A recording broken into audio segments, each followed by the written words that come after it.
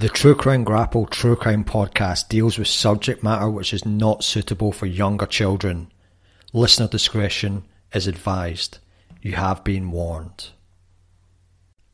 Hello there, and welcome to episode 12 of the True Crime Grapple show. I'm your host, Dan Kelton.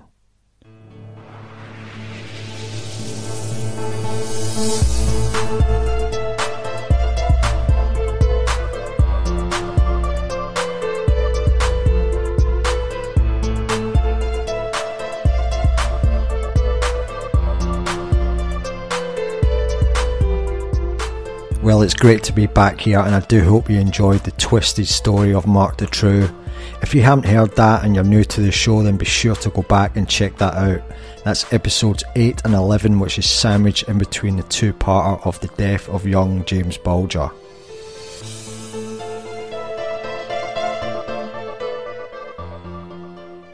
Keep your ears open, as there'll be an announcement midway through this episode which is quite important for the show. And don't forget to follow us on social media. Our Facebook page is at True Crime Grapple, our Instagram is at True Crime Grapple, and our Twitter, just to be different, is at TCG3682. Today's story comes to us from the great state of Texas, and it's one that took years to bring to justice. Show written today by James Pitts and narrated by me, Dan Kelton. It's time for your fix. Lock your door, try to sit back and relax, because it's true crime time.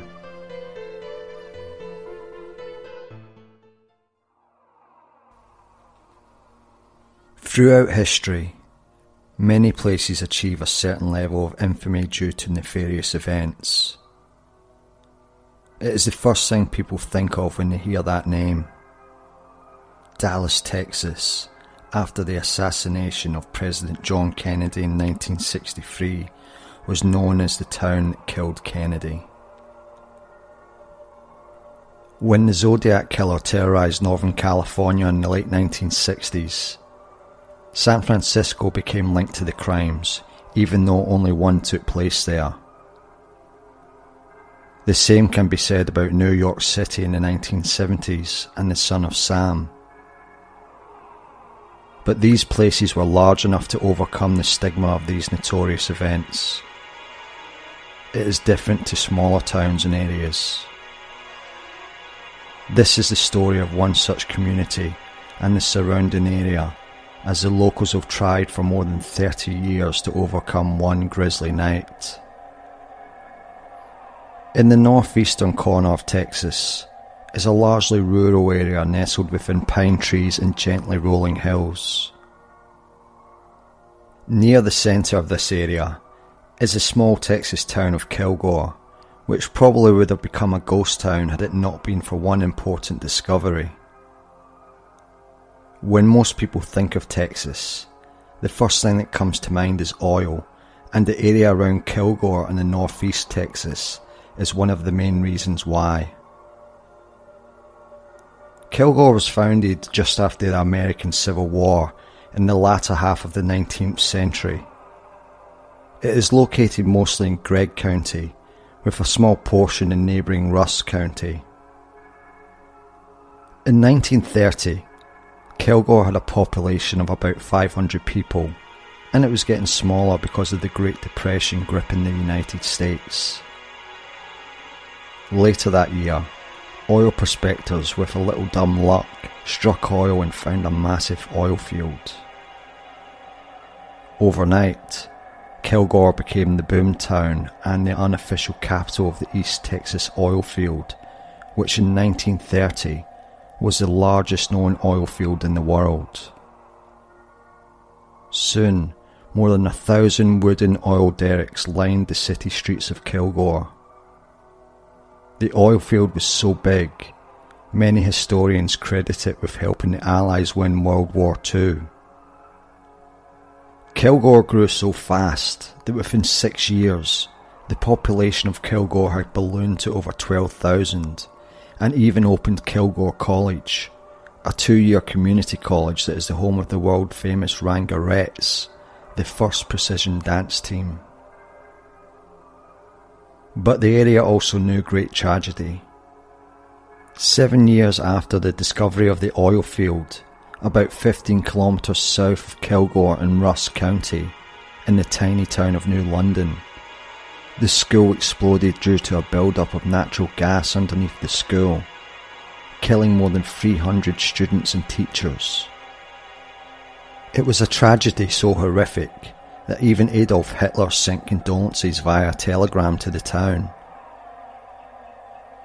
Many young victims were buried in the Pleasant Hill Cemetery, just outside of New London on the highway between Overton and Henderson. Many people today believe the cemetery is haunted by the spirits of many young lives that perished that day. But 46 years after that unimaginable disaster, that area suffered more heartbreak. Although not near as tragic, it was something much more sinister. By 1983, Kilgore was no longer the boomtown of the 1930s, but it was still a nice small town of just over 11,000 residents. Life in Kilgore now centred on the happenings of the college. The East Texas oil field had seen its ups and downs over the past 5 decades, and it was currently trending down. But there was still work to be done, and on September 24th, that is exactly what Arthur Warlick was doing. His job on that Saturday morning was to inspect the oil rigs and to write the associative safety reports. When he got to his first site, less than 2 kilometres from the Pleasant Hill Cemetery in Ross County, he noticed things just weren't right. He saw some objects just off the gravel road ahead. He thought it might be trash left by trespassers. As he got closer, he noticed legs and feet sticking out from the tall weeds. Pasture parties were popular with the students in the area, so he assumed that they were drunk kids sleeping off the previous night's fun. Warlick tried to wake them up, but got no response. He moved in for a closer look. Instead of hungover college kids, Warlick found 4 and then 5 lifeless bodies.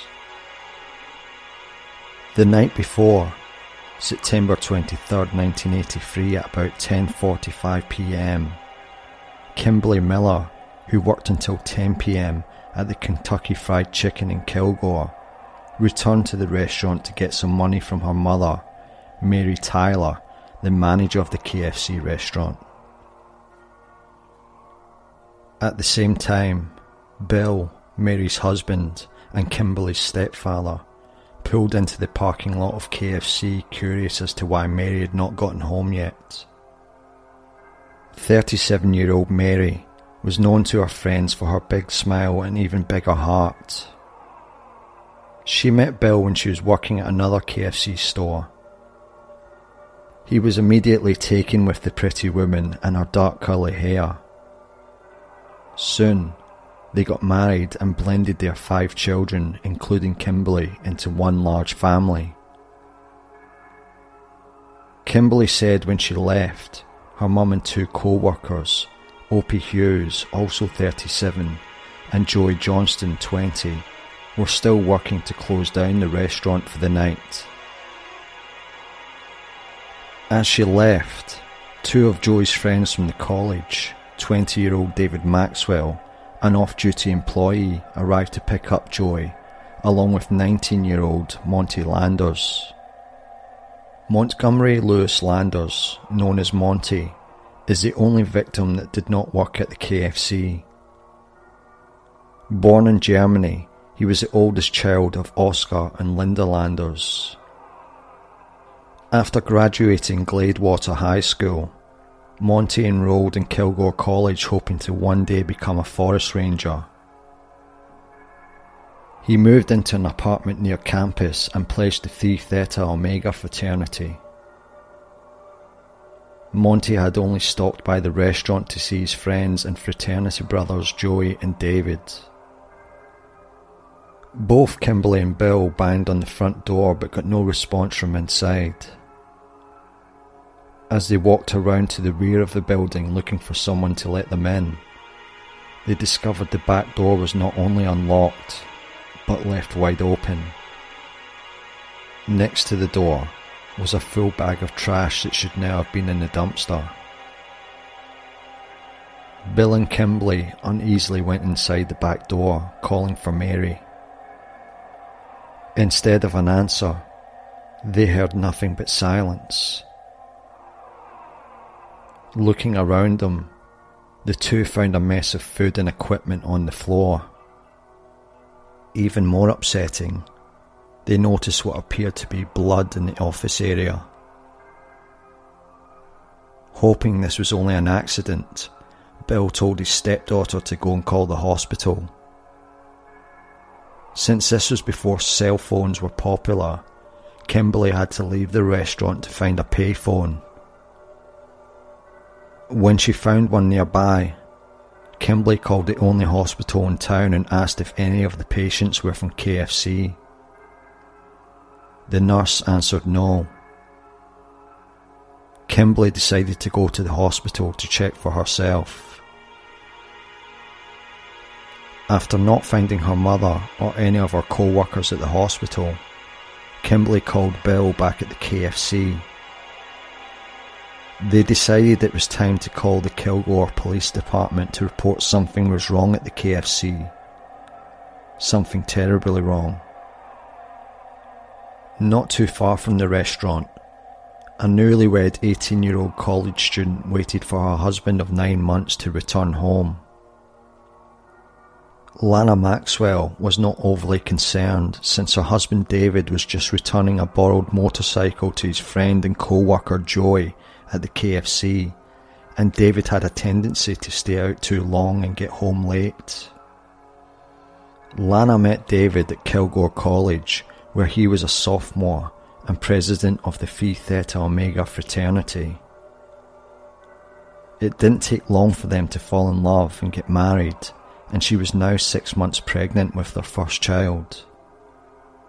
Frustrated, Lana tried to stay awake, but finally fell somewhat asleep around 11 p.m. Sometime later, Lana was woken up by Joey's roommate looking for David. She told him that he must still be with Joey. Both Lana and the roommate decided that something had to be wrong, and they decided to go to the restaurant. At the KFC, they found Joey's motorcycle, but neither David nor Joey were there. Lana still felt like something was not right, so they decided to go to the police station. Usually at that time of night, the Kilgore police station is somewhat quiet, but not the early morning hours of September 24th, 1983, when Lana walked into the station. The officers on duty seemed a little preoccupied, and there seemed to be a lot of commotion. She told an officer about her missing husband and friend, and the officer seemed shocked. The officer asked her to wait there as he went into a supervisor's office. Lana then heard someone yell, quote, "That makes 5. Elsewhere, right after going to bed, Sergeant Danny Purto of the Kilgore Police Department received a phone call just after midnight from the station. Dispatch told him to go to the KFC for a possible robbery. When Purto arrived at the restaurant, he was shocked at the police response for such a simple robbery. The officers on the scene filled him in with the early details. The unlocked doors, signs of a struggle, blood spatters, but the cash, and even more troubling, several employees were missing. Witnesses in the area reported seeing a white van at the KFC after closing time, while other witnesses stated they saw a white van leaving the restaurant, turning south on Highway 259 and speeding towards Henderson. Purtle put out an all-points bulletin on the 5 missing employees, and then turned his attention to the crime scene. He was concerned about the integrity of the crime scene because Bill Tyler and Kimberly Miller had already walked all around the restaurant. Purtle also felt an increasing sense of dread. If this was more than just a simple robbery, his small-town police force would need all the help they could get. Purtle drove the 15 kilometres or so to the neighbouring city of Longview, northeast of Kilgore, and the county seat of Gregg County. Purtle knew he needed someone with more experience in major crimes, so he drove to the Gregg County Courthouse to the Texas Ranger office to meet Ranger Glenn Elliott. The Texas Rangers are the stuff legends are made of. They are a legendary law enforcement group made almost mythical by the sensationalist writers of the late 19th century. As the legend said, quote, "One riot, one ranger." The Rangers' reputation dates back to its fight for independence from Mexico and the founding of Texas as a country in the 1830s. When Texas joined the United States in 1845, the Rangers became the chief investigative unit for the state. Elliott had been in law enforcement for 34 years, including the last 22 as a Texas Ranger. He was known for being intelligent and detail-orientated and always followed the correct procedures, especially in big cases. Purtle and Elliott quickly returned to Kilgore and the KFC restaurant. As Elliott surveyed the scene, Purtle started photographing the restaurant as other officers collected fingerprints to document the crime scene. Elliott could see small blood drops on a small box under the counter and in the kitchen. The kitchen floor was a mess of pots and pans and also flour, all signs of a major confrontation, but no significant injuries. Elliott noted there was no money located in the restaurant, but noticed a head-sized dent in the wall near the cash register. Purtle then found a folded notebook paper. It was a love note from a girl named Leona to one of the missing restaurant employees, Joey Johnston. Leona was Leona Dorsey, a high school student and cheerleader at West Rusk County High School near London, the same school that exploded back in 1937. The school changed its name in the 1960s when it consolidated with a neighbouring school. In early 1983, she was hanging out in Overton, a small town of about 2,000 and about 5 kilometres from New London and 16 kilometres from Kilgore. As most area teenagers at the time, she and her friends would hang out in empty parking lots in between trips up and down Commerce Street, turning around in the Dairy Queen parking lot. One night, a red-headed college boy pulled up in his motorcycle and offered her a ride. Joey grew up in Overton, graduating from Overton High School in 1982. He was an overachiever who was described by the principal as an ideal student. He was selected by his peers as senior class president and by the teachers as Mr. Overton High School, the highest honour given by the faculty. Joey also participated in several sports, including starring on the football and basketball teams. He was even a member of the school acting troupe, participating in high school one-act play competition against other high schools. After high school, Joey went to Kilgore College and joined the Phi Theta Omega fraternity, where he met David Maxwell. They became close friends, and eventually both took jobs working at the KFC near campus. After their initial meeting, Leona and Joy ran into each other a couple of weeks later in the same parking lot. They discovered they had a lot in common with each other. Both were from poor families with 7 siblings. Both were overachievers in school, earning inductions into honour societies, and surprisingly, they both participated in one-act play. By September, they seemed to be in the early stages of romance. He brought her lunch to school, and she would write him love notes. On that Friday night, she hoped that Joy would come and watch her cheer at the West Rusk football game. Exhausted from the road game, Leona went directly home and went to sleep.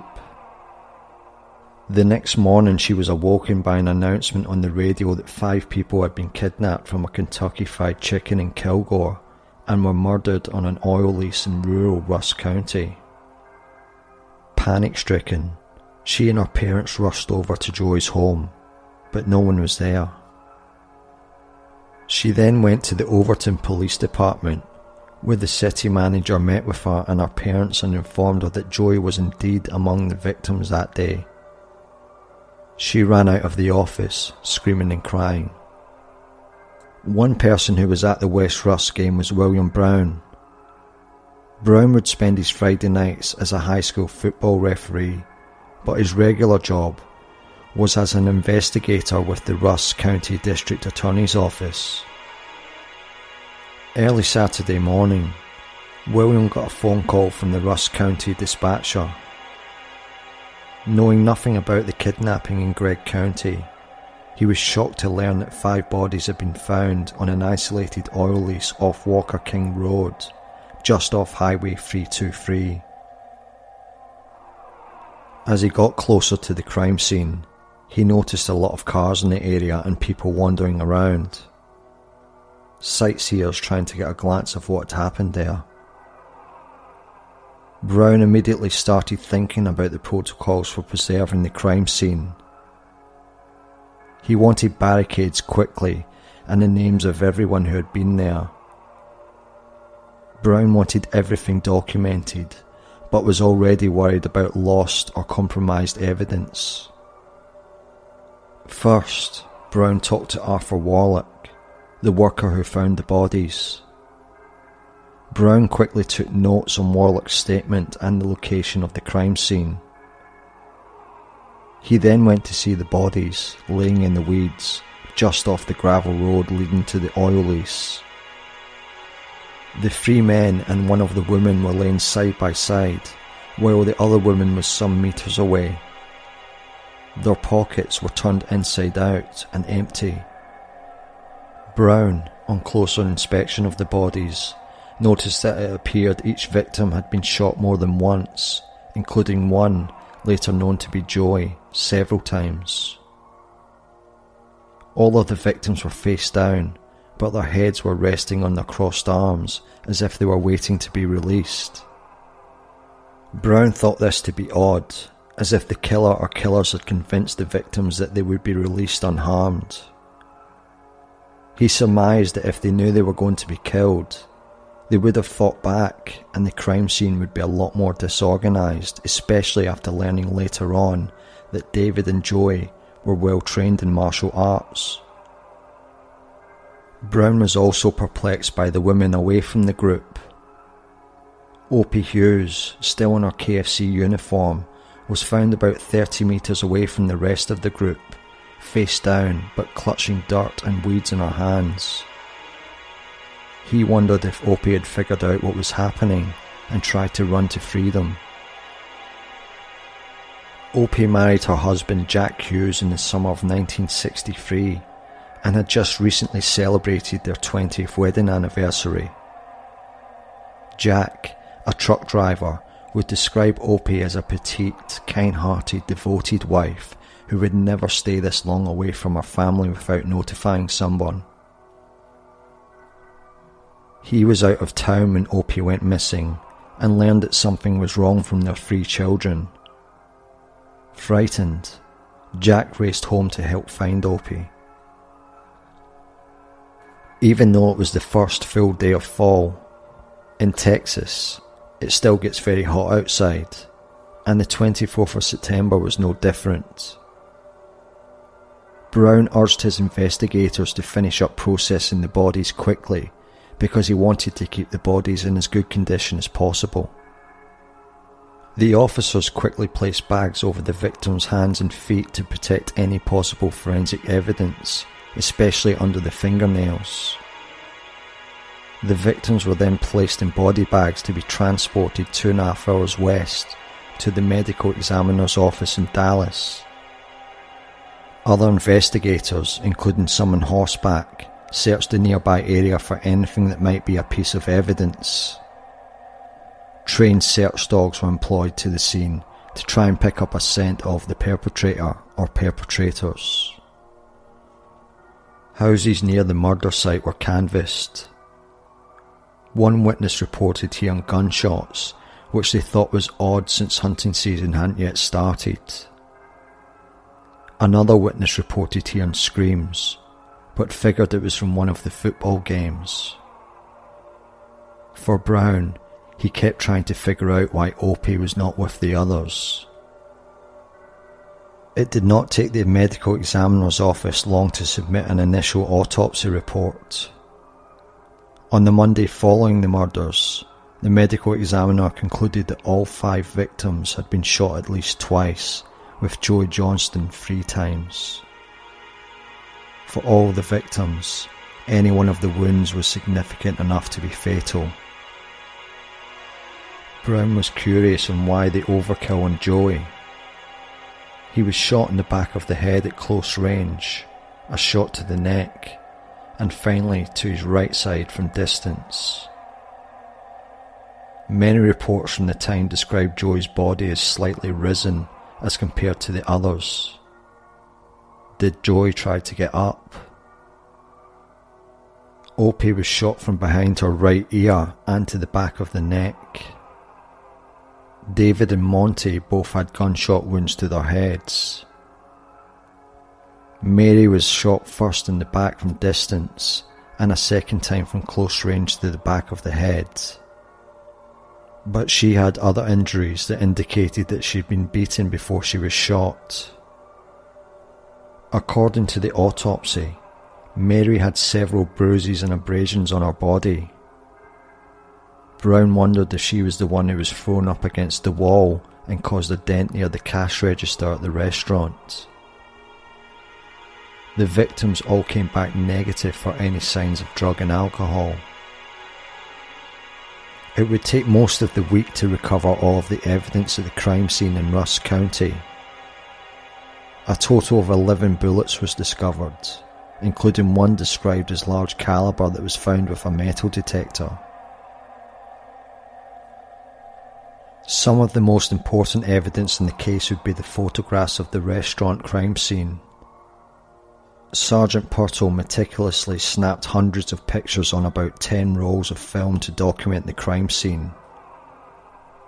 At the time, the city of Kilgore, due to tight budget, developed their own film at the fire department instead of sending it to the professionals. When Purtle went to pick up the developed prints, he was horrified to be handed only one envelope with a handful of prints from one roll of film. The other 9 rolls were destroyed during developing, and valuable evidence was lost forever. This would just be one of a series of missteps by the investigating agencies. Meanwhile, the city of Kilgore was on edge. Many citizens were worried about the safety of eating at restaurants. People were scared and wanted the case to be solved. A reward of $50,000 was posted for any information leading to the arrest of the killer or killers. While compiling a list of suspects and chasing hundreds of leads, investigators began to feel the pressure from the public to solve the case. Rusk County Sheriff Mike Strong even suggested that the sheriff's office was considering using a psychic. It was in this climate that a turf war over the case broke out between the various law enforcement agencies. Kilgore Police Department along with the Gregg County Sheriff's Office were in charge of the robbery and kidnapping aspect of the case, while Rusk County had the murder case. Early in the investigation, the three agencies cooperated and shared information. But as the investigation dragged on, communication and information exchanges became less frequent and a turf war was ensued. The lack of cooperation got so bad that the Texas Rangers sent two officials to basically referee between the agencies. Stuart Dowell, the Texas Ranger assigned to Rusk County, tried to stay out of the turf war between the agencies. He was out of town when the bodies were found, but he returned in time to attend the autopsies in Dallas. It was at this point that the investigators got their first big break.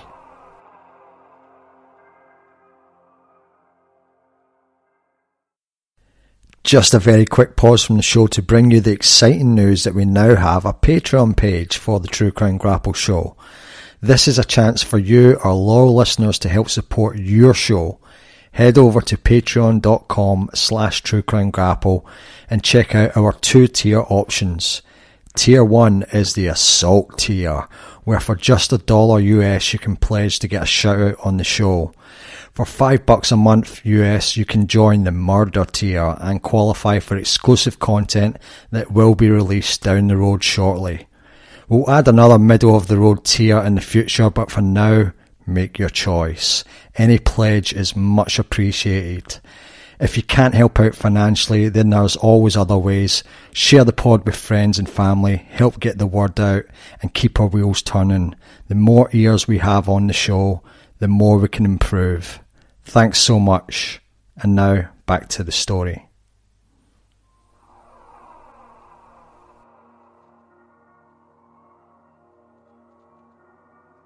As Dowell helped the examiner remove Johnson's clothing for the autopsy, he noticed a jagged, torn fingernail fall from the waistband of Johnson's blue jeans. They quickly examined the fingernails of all 5 victims, but none of them appeared to match the found torn fingernail, although Mary Tyler did have an injured nail. The autopsy report stated that the injured nail did not, quote, show any similarity to the torn fingernail recovered from the clothing of the victim. Dowell realised that the torn fingernail could have come from the killer or killers, so he looked over the suspect list, hoping that one of them had an injured nail that matched the recovered one. On the list was James Early Mankins Jr., a Kilgore resident who was known in town as a troublemaker, especially with drugs. Mankins was the son of a local business owner and a well-represented community leader. Mankins Sr. was a World War II veteran and in 1983 represented Gregg County in the Texas State Legislature. Mankins Jr. was already on the police radar because of previous drug-related crimes in Kilgore. Even on the day of the murders, he was arrested in Longview for unlawfully carrying a weapon. A friend bailed him out of jail later that afternoon, and for a never explained reason, borrowed a handgun from another friend. He then returned that gun the next day, the day after the murders. Investigators soon learned that people in town had heard Mankins telling people things like, quote, if you cross me, you'll end up like the Kentucky Five.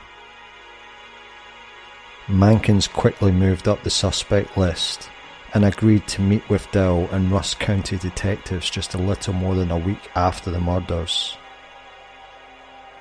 It was during this meeting that Dowell noticed the middle finger of Mankins' right hand was missing the tip of fingernail. Mankins agreed to have a cast made of his finger for comparison purposes to the torn fingernail. Dowell noticed a physical likeness in thickness and striation between Mankins' nail and the torn nail. This was enough to convince him that Mankins was guilty. He just now had to prove it. To begin, Dell needed to eliminate all other suspects. There were a total of 56 names on the initial suspect list, including Mankins. The list also contained 2 more names, cousins Darnell Hartsfield and Romeo Pinkerton from Tyler, Texas. When Dell went to interview Hartsfield in November, he wasn't hard to find. He was being held in Tyler, about 40 kilometres west of Kilgore, at the Smith County Jail for aggravated robbery of a food store on September 26, 1983, only 3 days after the murders. Hartsfield, who was a high school dropout, used a .38 caliber pistol to rob the Tyler food store of $300 for drug money. He immediately became a suspect in the crime, and a warrant was issued for his arrest after a witness picked out his picture in a series of mugshots. It was this robbery that got the cousins noticed by the Kilgore police, especially since the 2 men were well known in not just Tyler, but also Kilgore's drug scene. Then there was the statement given by Kimberly Miller just hours after she reported her mother and the other 4 employees missing. She told the police that earlier that night when she was working the register at the restaurant, her mother called and asked about the receipts for the night. Kimberly told her that there was about $1,300 in the register. She noticed that a black male, about 25 years old, 6 foot tall, and about 180 pounds was eavesdropping on her conversation and watched her open the register. As Dell started looking into Hartsfield, Dell learned that Hartsfield was known to carry a .357 Ruger Blackhawk and drive a borrowed white van. But with no physical evidence connecting Hartsfields to the crime scenes, he was quickly cleared as a suspect after being questioned by Dell that November. When Pinkerton was interviewed, he had an airtight alibi. He told investigators that he was still about 300 kilometres south in Houston. His release had been delayed until after the murders because of Hurricane Alicia. Both men denied ever being inside the Kilgore KFC. For the rest of the 1980s and for part of the 90s, nothing new came to light in the case. Frustrated, the authorities lamented the fact that without anything new, it would be very difficult to finally solve this case. Over time, the evidence was packed away as the case became cold. Just after the 10-year anniversary of the murders, the Rusk County District Attorney Kylie Freeman requested the Attorney General of the state of Texas, Dan Morales, take over the investigation and prosecution of the cold case. Freeman recognised the fact that the county did not have the resources to take such a complex case to the grand jury. Morales saw this as an opportunity to further his political career in state politics. Morales focused on the torn fingernail found during the autopsy in Joy's clothing. From the witnesses called to testify before the grand jury, it was obvious that Mankins was the obvious target of Morales. Mankins had been in jail several times over the past decade, which included 3 years in a federal prison for using the phone to distribute and sell methamphetamine in the late 1980s. Finally, on April 27, 1995, Morales announced that the grand jury had returned 5 capital murder indictments against Mankins. Mankins was already in custody, and the judge set his bail at $2.5 million, $500,000 for each victim. At the arraignment, Mankins, represented by defence lawyer Darrell Bennett, pleaded not guilty to all 5 indictments. When asked about the charges, Bennett famously told a reporter, quote, "Son, a grand jury can indict a ham sandwich, but that don't make the sandwich guilty." Bennett filed pre-trial motions for a change of venue request and for a DNA expert to look at the bloody napkin collected from the restaurant. Defence analysis showed the blood was a different type than Mankin's. The trial was set for late fall 1995 in Beaumont, Texas, some 320 kilometres south of Kilgore. The prosecution agreed to have Herbert MacDonald, a well-known striation expert who became famous earlier that year in the O.J. Simpson trial, to examine the torn nail. But this is not a normal case that will be wrapped up so easily. Just as the trial was about to begin, the results from the nail and DNA experts came back. Mankin's was not a match to the fingernail. Without any further evidence against Mankin's, the judge dismissed all 5 capital murder indictments against him. Morales vowed to keep investigating, but little progress was made before he left office in early 1999. In an ironic twist, Morales was convicted in 2004 for mail fraud and income tax evasion. He was sentenced to 4 years in federal prison in Texarkana, Texas, the same federal prison where Mankin's was incarcerated at the same time for unrelated charges. Over the next 5 years, the case, as far as actual evidence, went cold again. Of course, that did not stop the rumours. Texas Ranger Stuart Dowell, the investigator who originally noticed the injured finger on Mankin's, believed that the murders were related to the drug culture of East Texas. One of the most common rumours was that hidden in the KFC was a drug recipe for methamphetamine, but it had gone missing.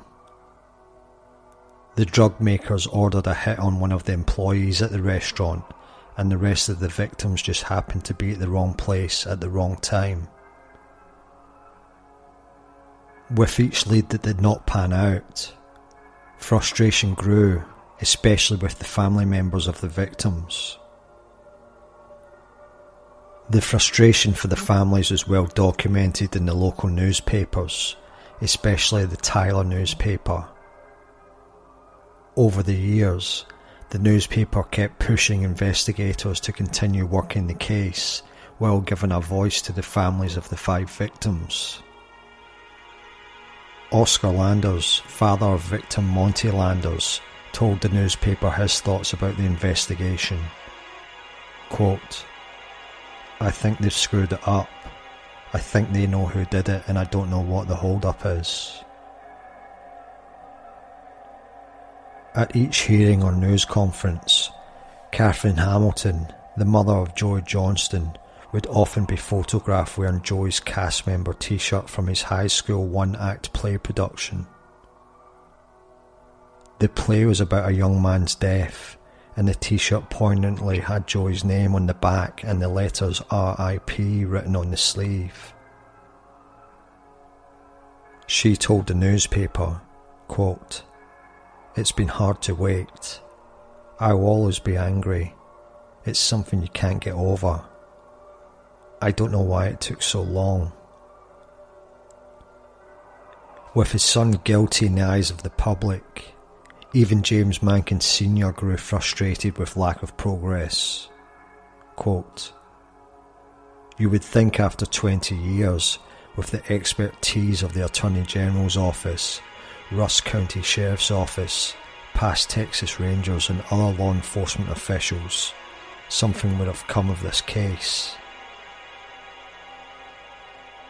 At the Attorney General's office, a young lawyer named Lisa Tanner was making a name for herself prosecuting child sex crimes, and at the time, she was the only prosecutor in the office with experience in DNA cases. Despite all the problems with the case, which included contaminated crime scenes, destroyed photos, chain of custody issues and lost evidence logs, Tanner eagerly took over the case. She immediately went to the torn fingernail, the piece of evidence that seemed to hold the key to finding the killers. Although the fingernail could not conclusively be matched to Mankins, it did not necessarily exclude him. More sophisticated testing was needed on the nail to find out who it belonged to. The nail was sent to the former Armed Forces Institute of Pathology, who examined the nail using digital analysis and microphotography. When the results came back in October 1996, it shocked Lisa Tanner and the rest of the prosecutor's office. Instead of matching Mankins or maybe another suspect, the fingernail was determined to be from victim Mary Hughes. So after 12 years of waiting for the fingernail to identify a killer, it was now basically useless to the prosecution. Tanner was now without a prime suspect and back to square one.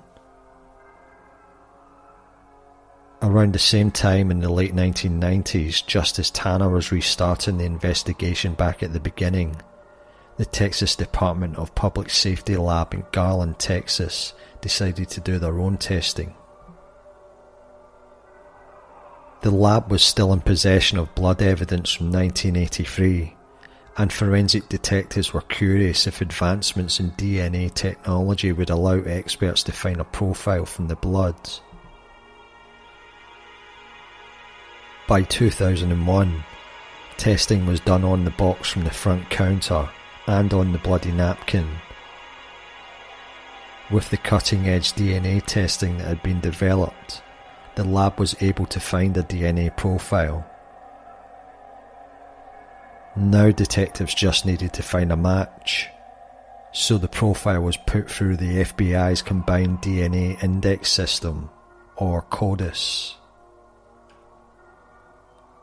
The results from CODIS proved that Mankin's DNA was not on either object, but, even more importantly, CODIS identified two matches: Romeo Pinkerton to the napkin and Darnell Hartsfield to the box.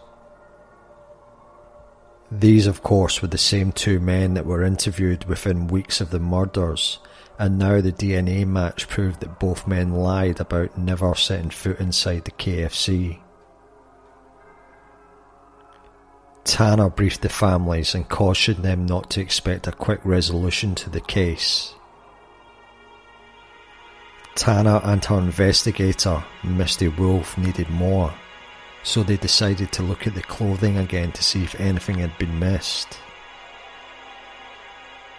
When they got to Mary Hughes's clothing, they noticed an unusual stain on her bra. They decided to take a closer look at her underwear, but it was nowhere to be found. They then checked the autopsy report, and again, no mention of underwear. Tanner realised that Hughes might have been sexually assaulted. They re-examined the crotch of her pants and noticed another previously overlooked stain. They immediately sent the pants off for testing, confident that DNA would come back to either Hartsfield or Pinkerton. When Lorna Beasley, the forensic DNA expert with the Texas DPS, called with the results, she told Tanner she had some good news and some bad news. The good news was that they had almost a full DNA profile, but the bad news was that it didn't match either man. Furthermore, the lab reports could not match it to anyone in CODIS. Tanner immediately realised that there was a third person involved alongside Hartsfield and Pinkerton that night. Investigators conducted an exhaustive DNA search for the third person, eventually testing more than 180 men. Unfortunately, there would be no match, only a race: African American. Mankins, who was Caucasian, was officially ruled out as the third murderer. Despite all the progress, there were still major problems in prosecuting the case. Tanner, knowing that Hartsfield lied to the grand jury, decided to prosecute Hartsfield for perjury. The Attorney General's office set up a meeting with the newly elected Russ County District Attorney Michael Jimerson to update him on the case in 2004, now 21 years after the murders. The advancing age of the original investigators was a concern, since their testimony was needed to establish chain of custody of the evidence, especially the box with Hartsfield's DNA. In October 2005, Hartsfield went on trial, not for the murder, but for lying about being at the KFC. Tanner knew she could prove that Hartsfield lied, but defence attorney Joe Schumatt was ready. He knew the state would have a hard time explaining all the mistakes made by the investigators. When Tanner introduced the box as evidence, Schumatt immediately objected. The defence claimed there was no proof the box came from the KFC, especially without photographic evidence. The judge overruled the defence and allowed the evidence to be entered. Lorena Beasley then testified that the odds were 1 in 5.4 trillion that it was someone other than Hartsfield's DNA on the box. Surprisingly, the defence called Hartsfield to testify. Hartsfield had insisted on testifying against the advice of counsel. Hartsfield testified again that he had never been inside the KFC in Kilgore. Tanner was now able to cross-examine Hartsfield and ask him about his numerous crimes. She again asked him if he'd ever been inside the KFC before. Again, with sweat glistening from his forehead, Hartsfield answered no. It took the jury just 2 hours to convict Hartsfield on aggravated perjury. He sat emotionless when he was given a life sentence. Then, things began to move quickly. 2 weeks later, the Attorney General for the state of Texas, Greg Abbott, now the governor of the state, announced the grand jury had indicted both Hartsfield and Pinkerton on 5 counts of capital murder in the KFC case. Pinkerton went on trial first on August 6, 2007. A change of venue was granted and the trial was moved 180 kilometers to New Boston, Texas, at the Bowie County Courthouse. Tanner began the case by dropping a bombshell. In her opening statement, she announced that seminal fluid found on the crotch of Opie's uniform pants did not match any known individual. This meaning that there was yet an unknown third person present at the murders. Spectators gasped, while others started quietly sobbing. Everyone was stunned. This information had been kept quiet. Tanner acknowledged the mistakes made by investigators, namely the focus on Mankins for all those years, and tried to downplay their significance. Pinkerton maintained his innocence, again claiming he was still in jail in Houston on September 23, 1983. But the state entered into evidence prison records that showed Pinkerton was actually released from jail on September 21st, 2 days before the murders. Also damaging to Pinkerton's case was the testimony of inmate Robert Null, who had met Pinkerton in the Smith County Jail. Null testified that when talking to Pinkerton about the KFC case, he thought it was strange that Pinkerton asked him if he thought DNA could still be on that napkin after all of these years. Null also said that Pinkerton told him that he lied to investigators when he said he was still in the Houston jail at the time of the murders. At the end of the second week of the trial, Tanner felt hopeful that Pinkerton would be convicted. As the court recessed for the weekend, family members of the relatives were ushered into a room for a closed-door meeting. When the trial resumed on Tuesday, October 30th, 2007, Judge Clay Gossett delivered a stunning development.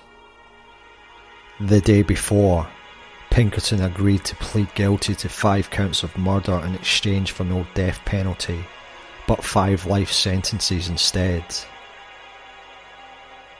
Surprisingly, Pinkerton would be eligible for parole, but lawyers were doubtful he would ever see the light of freedom. In the last act of the trial, the families of the victims were allowed to make a victim impact statement to the court, and specifically to Pinkerton. Myra Hughes, Opie's daughter, was only 16 years old when her mother was murdered. She told of the last time she spoke to her mother and that it was an argument, but she was grateful that her mother ended it by telling her that she loved her. Those were the last words her mother spoke to her.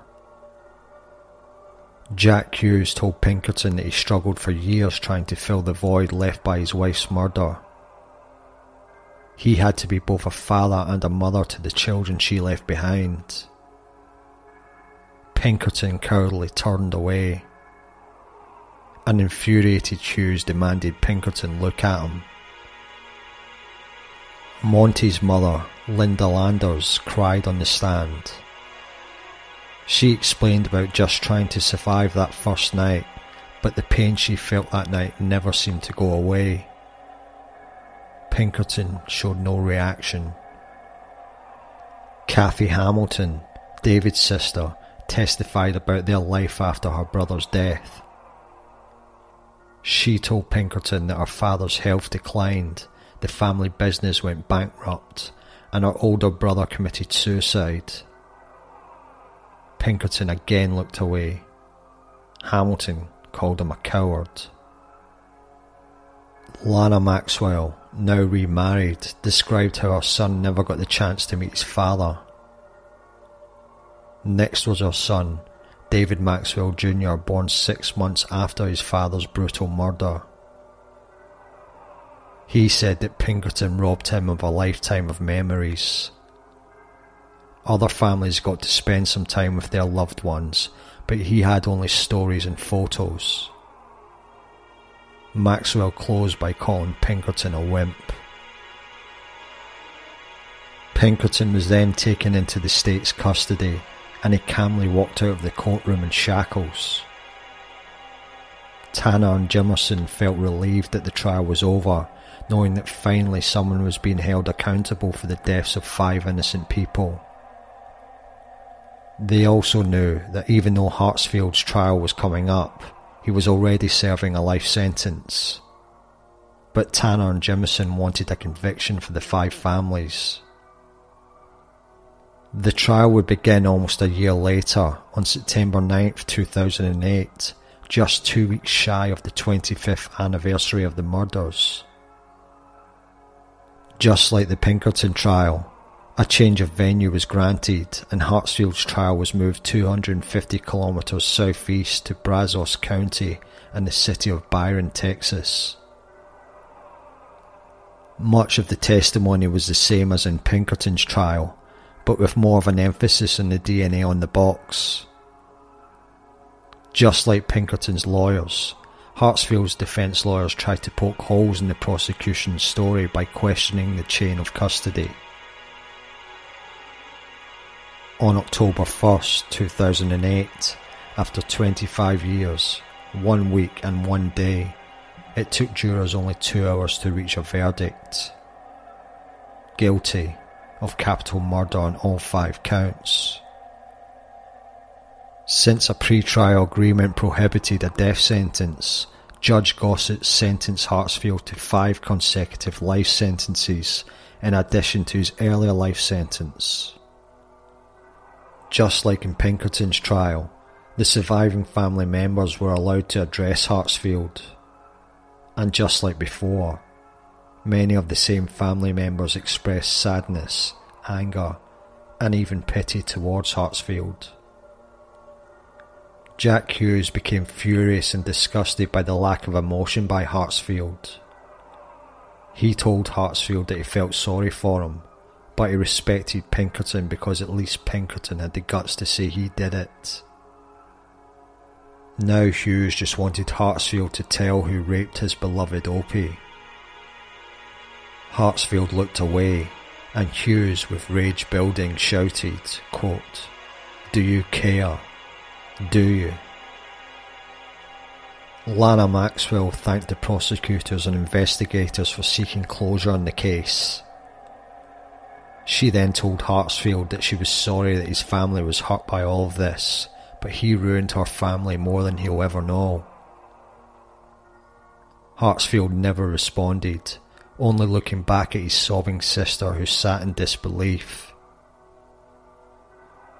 Several jurors silently cried as the victims' names were read into the record.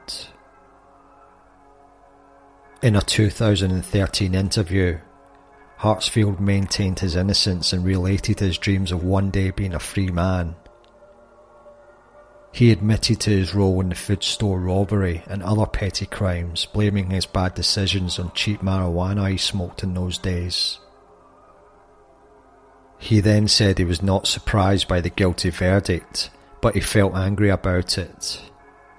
He vowed to keep fighting for his innocence. Pinkerton also maintained his innocence after the trial. In a rare interview, just after his trial, Pinkerton said that he pleaded guilty to avoid the death penalty.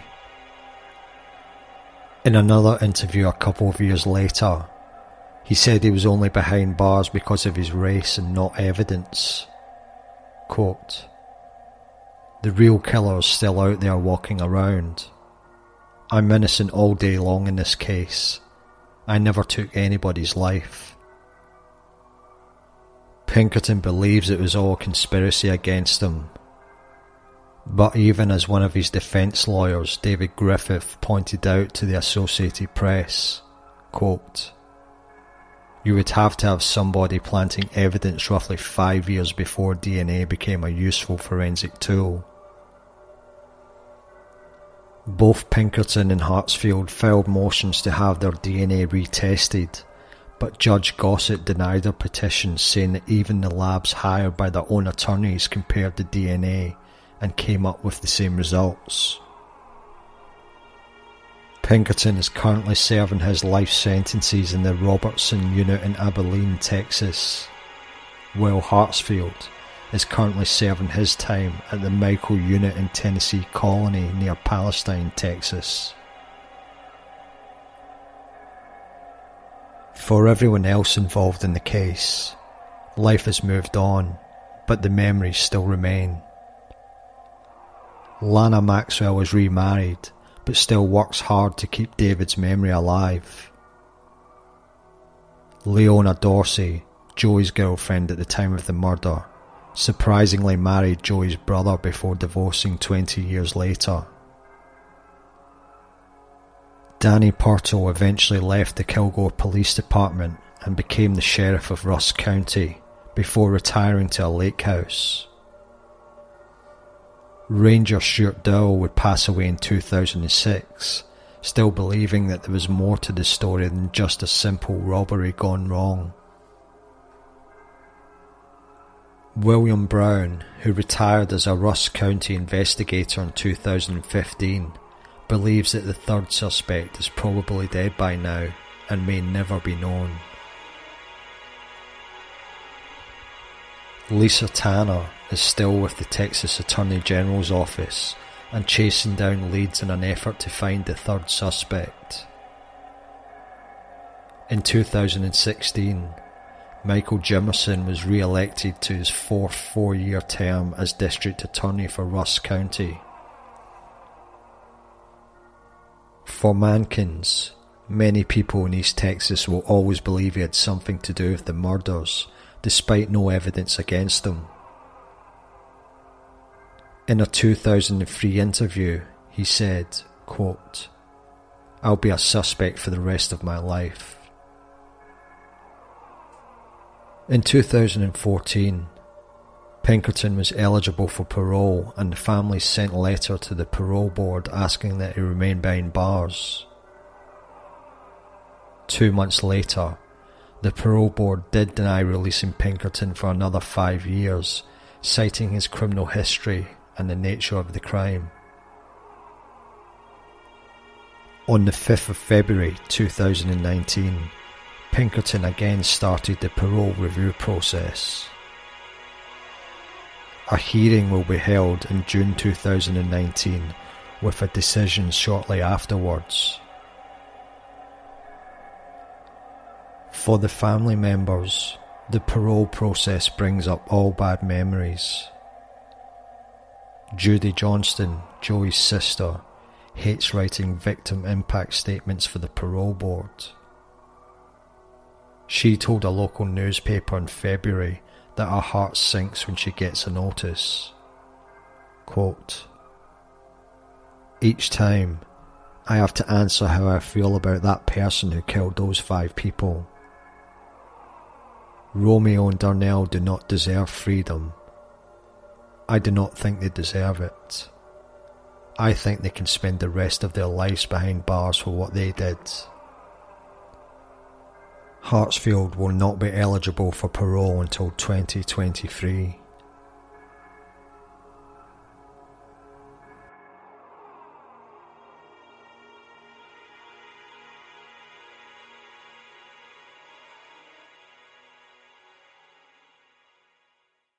That is going to wrap things up for another episode of the True Crime Grapple Show. Episode 12 is in the books. Now obviously they're all sad stories that we cover here on the show, but put yourself in the shoes of the victims' families, who themselves of course are victims, having to wait all of those years just to get justice. Such amazingly strong people. I'm already looking forward to the next show with you guys, but in the meantime, get on over to Patreon and become a patron. Help support the show. Link is in the show notes, as well as all of our social media stuff. You're probably going to want to keep an eye out on the social media for updates on the exclusive Patreon content coming your way. Once we know something, you'll be the first to know. Thanks once again to Jim Pitts for writing today's story, and to Baba Beats for the show sounds. So until next time, I've been your host Dan, and stay safe out there.